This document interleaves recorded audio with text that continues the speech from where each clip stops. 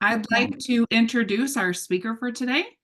Candice Smith is the founder and director of Caregiving, and she's here to present her webinar entitled The Caring Company, Employer Compassion for Family Caregivers. Welcome, Candice. Thank you so much. Hello, everyone, and thank you for being interested in this topic. As Courtney said, I'm Candice Smith, and I'm the founder and director of Caregiving. Whoops. Oh, sorry. You popped that up. I'm the founder and director of Caregiving, which offers a mobile app and platform that supports individuals who are caring for another adult. I founded Caregiving so that no other daughter would feel as I did when caring for my dad following his cancer diagnosis. And I like to include photos of my dad in my presentation because it always reminds me of my why.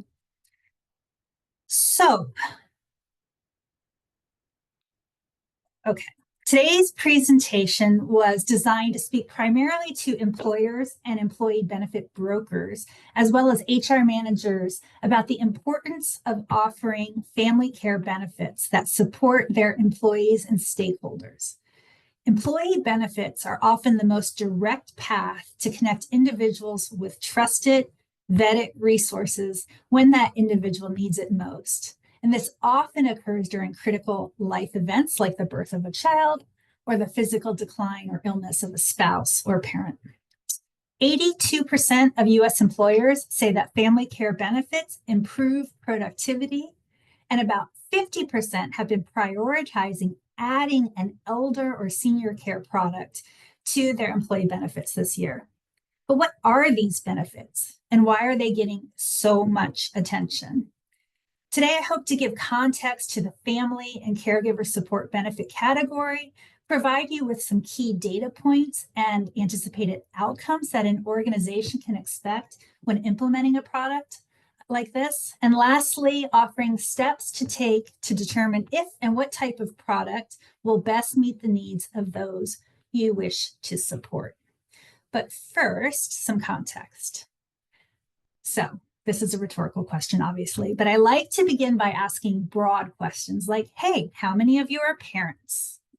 And then, how many of you have or had parents, or a partner, a sibling, a spouse, or even friends, another adult in your life whose health and well-being is important to you? So statistically speaking, 2 in 5 employees are parenting a child under the age of 18. And hopefully 5 in 5 of us have identified that we all have concerns for the health and well-being of another adult. 1 in 5 are actively providing care.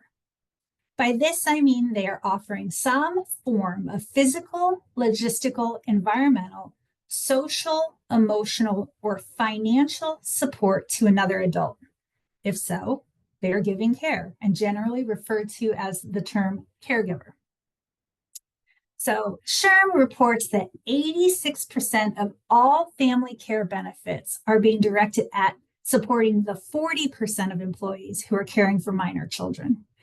Today, I'm not talking about caring for minor children, though it does come up in the context of the sandwich generation, which are people caring for children under the age of 18 and caring for another adult or an aging parent. We will be focused on the 100% of employees who are likely to care for another adult following an accident, injury, illness, diagnosis, or even the aging process during their working careers. And while exact statistics for TBI caregivers are not readily available, the large overall caregiver population indicates a substantial number of people caring for individuals with a brain injury. But is caring the realm of someone's personal lives, all that stuff we're supposed to leave at the door? When you are caring for another adult who is unwell or no longer able to care for themselves as they used to, you can't really leave that responsibility at the door. Therefore, the outcomes of taking on caregiving responsibilities impact your workday and therefore impact what employers care about most. Productivity, retention, recruitment, the cost of healthcare, and employee well-being. Setting aside the personal investment each of us has in those we work with, in general, employers care about keeping valuable employees who are physically, financially, and emotionally healthy and creating a work environment that not only promotes productive outcomes, that keeps employee retention high, but also entices others to want to work at that organization. Outcomes like these are measurable and they all hit a company's bottom line. 5 years ago, pre-pandemic, the annual economic cost to businesses due to lost productivity by caregivers was $33.6 billion a year. So let's look quickly at how employers care about is affected by caregiving. As I've said, 1 in 5 employees are caring for another adult. These individuals take 11 more days of leave than their non-caregiver counterparts. The vast majority of this is unplanned, meaning supervisors can't accommodate, coworkers are expected to pitch in, and the employee is fearful their work performance and reputation will be negatively impacted. For a company with 100 employees, these unplanned absences equate to over $35,000 per company a year. And then what about showing up, but not really showing up, which is called presenteeism? On average, 7 hours per week are lost by employees who are caregivers through worrying about what's happening at home, trying to coordinate care while on the job, or through sheer mental exhaustion. This adds up to about $152,000 per year in lost time for a mid-sized employer.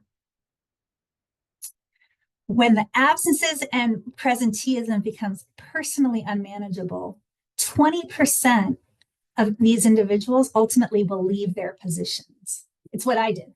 I couldn't care for my children, my job, and my dad, so I walked away from a 20-year career and an executive position. Of those of us who leave, 70% are salaried employees. 61% are senior managers. Over a quarter have worked at the same company for a decade or more. Their loss, of course, negatively impacts a company's institutional knowledge and competitive advantage.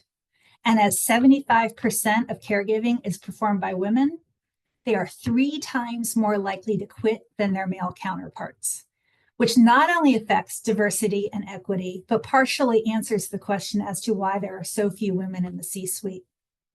If it takes 6 months to recruit, hire, and onboard a replacement, the financial impact of this turnover is estimated at about $28,000 per employee. And then, of course, caring for another adult is one of the most overwhelming and stressful experiences that we will all go through. There is a physical toll that this stress has on the body. 25% of employees report that their own health has deteriorated due to caregiving. The mental health and emotional well-being of caregivers is also impacted. 60% of caregivers demonstrate clinical signs of anxiety and depression. Combined, the result is that these employees incur 8% higher healthcare costs than their non-caregiver colleagues. So for an example company with between 51 and 100 employees, that is about $11,000 per year. And so these numbers add up. If you were keeping track, I threw out the dollars associated for unplanned absences, presenteeism, turnover, and increased healthcare costs. For that mid-sized company and the 20% of their employees who are actively caring for another adult, the annual caregiver impact exceeds $225,000 a year. The bad news is that this already staggering figure doesn't include the number of hours, 12, supervisors spend each week by accommodating absences or incomplete work or counseling individuals on their benefits, and it doesn't factor in the importance that having a competitive family care benefit is to recruiting and retention. The good news is that there are no cost, low cost, and high touch benefits in the market that enable an employer to not only regain most of that amount, but also enables them to meaningfully retain and support those individuals working through their caregiving journey. And I just, sorry, wanted to make sure that you guys can actually still see my screen. Um, so it's vital to note that caregiving employees are the type of employee that an employer should want to retain. These individuals hone or acquire incredibly beneficial skills that they bring back to their job, like conflict resolution, multitasking and negotiating, patience and persistence, and rubbing two pennies together and getting a dime. So, who are these caregivers? At the time of my dad's cancer diagnosis, I fit the average caregiver profile. This is me and my dad in 1975. So I was in my mid 40s, college educated, senior level executive, household income over 150K, a husband, a house, two kids, under 10, and a dog.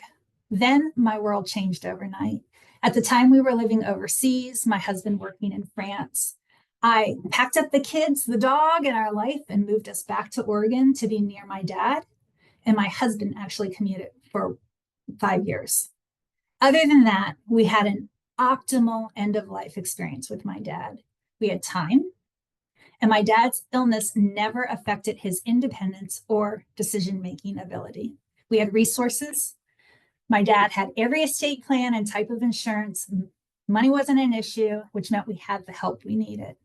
And yet, there wasn't a day that went by that I didn't feel like I was the first daughter to ever be caring for a dying father. I cannot communicate how lonely that feeling is, but I was hardly alone. Nearly half of all Americans are giving some form of care to another adult, or they are the recipients of that care. There are 3 times more individuals caring for an adult in the US than there are caregivers for children. Over half of all caregivers have children under 18 living in their household. And the sandwich generation is one of the fastest growing market segments in the US, with everyone talking about how stressed out this group is. Interestingly to me, over 40% of caregivers feel that they had no choice but to step into the role of caregiver. And I often say that not all of us choose to be parents, but we have that choice. None of us were able to choose our parents. And in particular, we do not have much influence over how our parents have prepared for their final years. And often the burden, whether financial, logistical, or emotional, will fall to us, their family, however family is defined. But caregiving has been around since there have been people to care about. So why are family care benefits such a priority right now? By 2030, there will be over 1 billion people worldwide living with disabilities, long-term illnesses, or the effects of being old. In the US, 20% of our population will be over the age of 65, and care needs correlate with age. This is often referred to as the silver tsunami. And then there is a shortage of healthcare workers in the US to provide that care. Physicians, nurses, home health care aides, at every level of care, there aren't the professionals to count on to be able to hire to help provide this care. And as our organizations today are trying to return to the way things were before the pandemic, it's not really possible. That pandemic exposed the long-standing problems in the nursing home industry that we all wanted to ignore, and has caused considerable doubt over who will take care of our loved ones if we can't trust or rely on the systems that our parents' generation had turned to. But it wasn't until Melinda Gates launched a national campaign highlighting the $290 billion care crisis and the $6 trillion care economy that real interest in this issue was captured. With dollars like that, family caregiving has become a national issue. And in fact, in recent weeks, it has become a voter issue. We now have a voter bloc identified as family caregivers. Combined with quantifiable impacts on productivity, you get the context as to why employers and investors and people selling products are seeing care as a priority. recognizing that whether it's by choice or by circumstance, care will be given in the home and will fall hardest on family members. And so here we are. We understand who, why, and how family care benefits became such a good idea. Now, how can we do something about the issue? So first, let's understand what caregivers care about most. So here are some of those rhetorical questions. Let's begin with a caregiver's reality. How many hours per week do you think a caregiver spends coordinating care?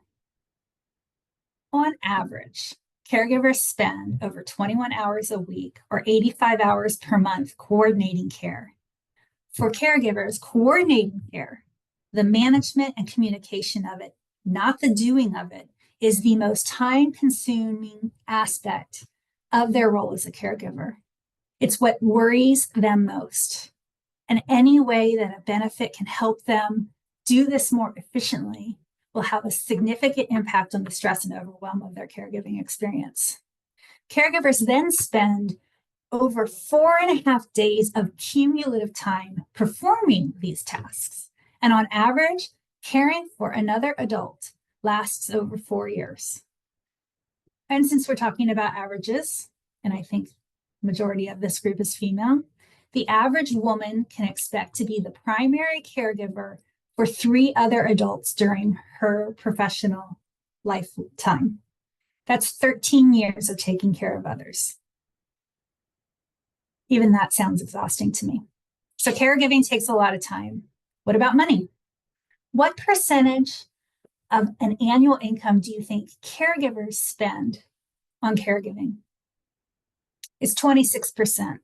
Over a quarter of their income, which is a significant data point for employers who are concerned about the financial security of their employees.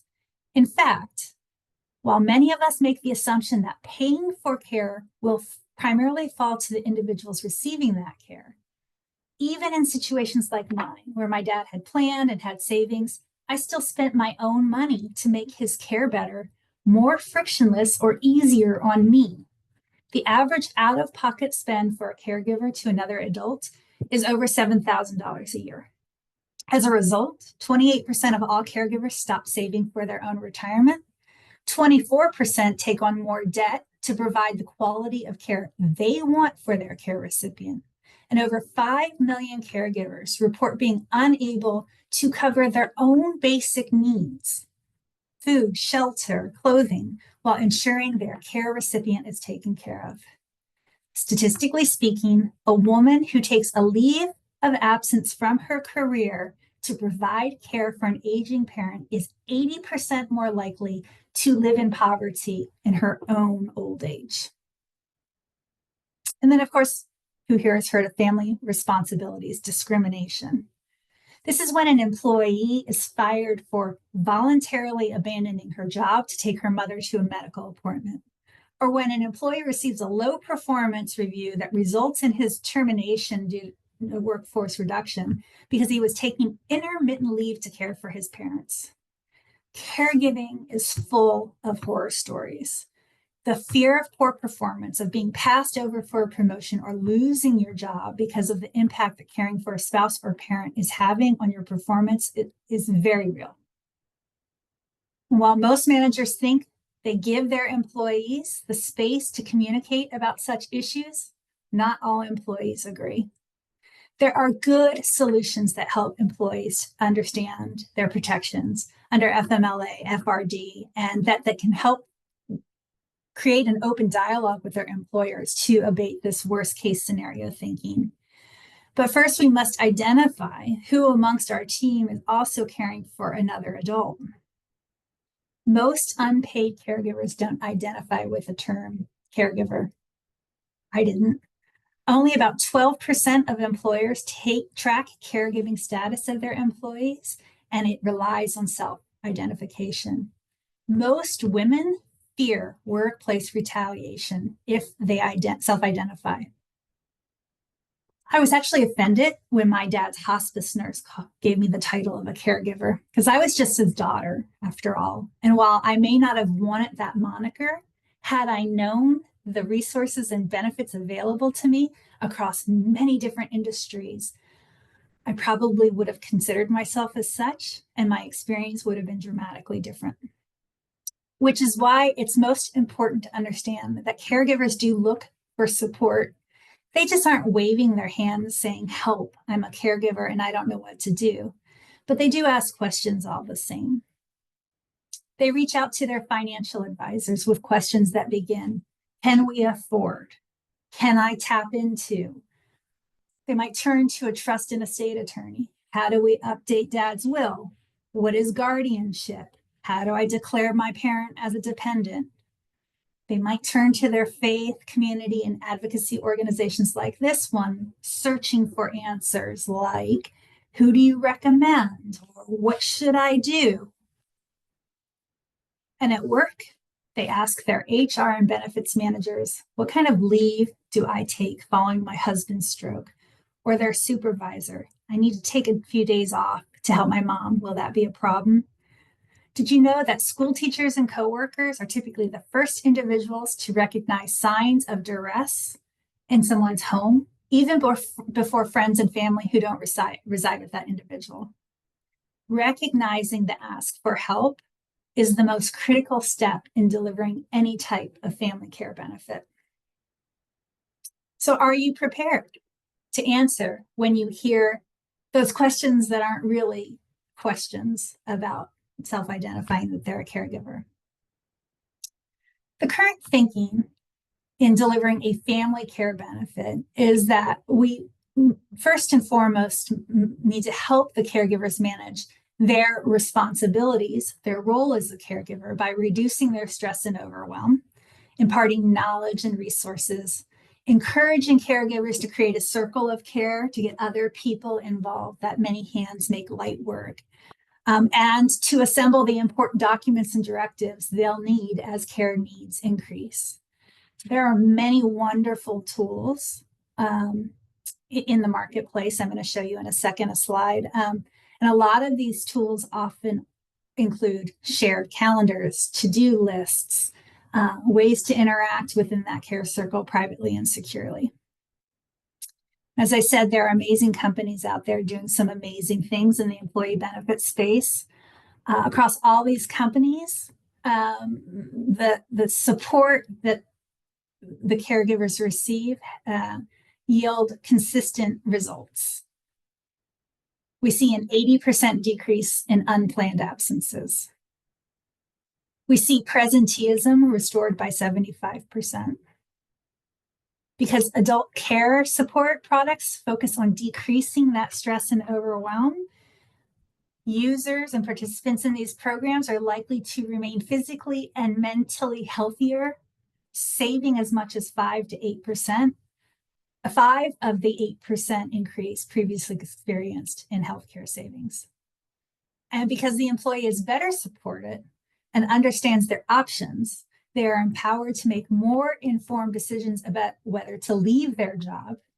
And if they do choose to leave, the organization is much better positioned to replace them more quickly, decreasing replacement time by about 2 months. Combined, the right family care benefit will help an employer regain productivity and improve the bottom line by 70 to 80%.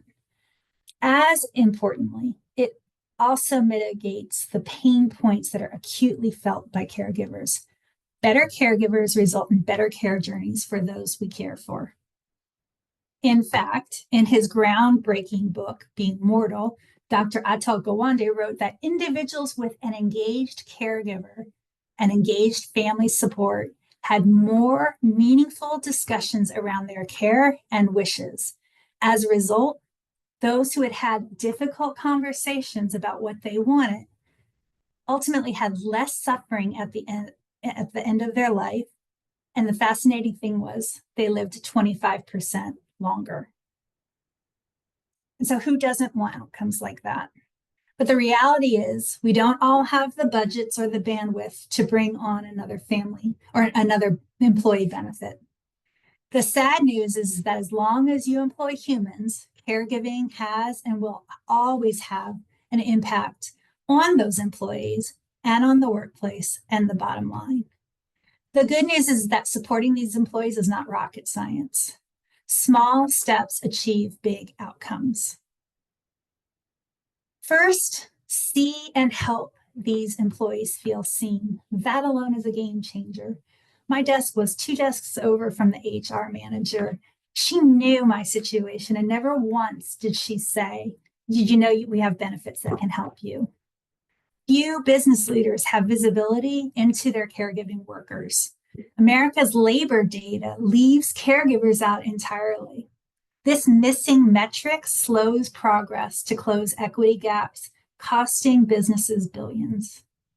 CareSprint, a nonprofit organization, is leading the way in data collection that does not rely on self-reporting. And I'd encourage you to participate in their Count and Care campaign. Measuring the current and anticipated impact your organization faces is a necessary first step in determining how best to support these employees. And if qualitative information is more important to you than quantitative, you can hold a brown bag lunch or employee resource group to just get people in the room together, which is absolutely amazing. When people walk in, the first thing they're like, "Oh, you too? I didn't know you were caring for somebody." Brings people together. You can offer training for leaders through organizations like the Caregiving Years Training Academy or through the Caregiver Action Network. And November is National Family Caregiver Month with materials that can help you start the conversation around caregiving in your workplace.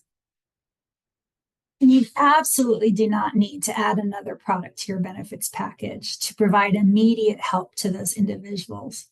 It is quite likely that you already have numerous resources to support your caregiving employees hidden within your existing benefits. Nearly all major health plans offer caregiver-specific support programs. Most 401k and financial advisory firms have education and resources to help individuals navigate financial caregiving. EAP benefits are a treasure trove of support, from elder law to family counseling to nutrition. It's all in there. For example, if your EAP includes a Headspace subscription, then your employees can have access to Headspace's caregiver-specific content.